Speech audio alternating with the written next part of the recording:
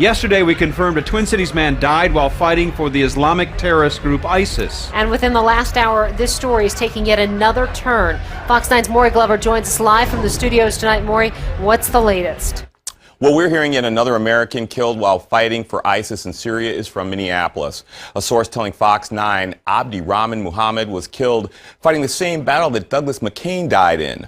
Just 2 months ago, he was the focus of an NPR story about Minnesotans being enticed to fight with terror groups in Syria. And that's something that has people concerned here in the Twin Cities. These are the many faces of Douglas McCain. Shocked. I'm shocked because that's nothing like him. To Shelley Chase, he was the friendly neighbor who played basketball with her young son and kept him out of trouble. He and his family lived in this apartment building in New Hope. He was always respectful. He would never hurt. He was always looking out for other kids out here. He was a good kid. But to federal investigators, McCain was an increasingly radicalized American who showed his support for ISIS on Facebook and Twitter before traveling overseas to fight for them. Americans are being recruited.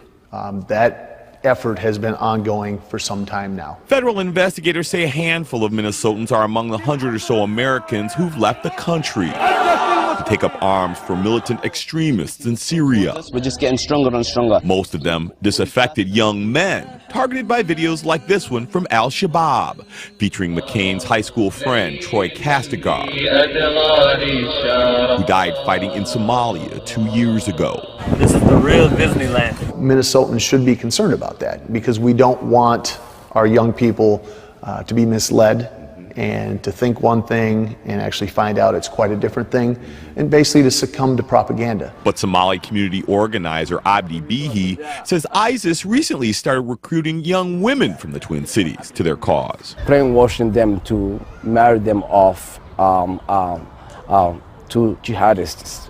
But they call them as to help out as nurses or, help the wounded. But the real catch is that they will be sexually exploited. The extremists may call it a path to paradise, but Bihi says the only thing the young people who take it will face is disappointment. What will not change is the agony and the pain and suffering of the parents. Now, Bihi says without resources to create jobs, disaffected youth will continue to be vulnerable to Islamic extremists. He's even created a GoFund account to help combat that recruitment efforts, and we've added that info to our website at myfox9.com.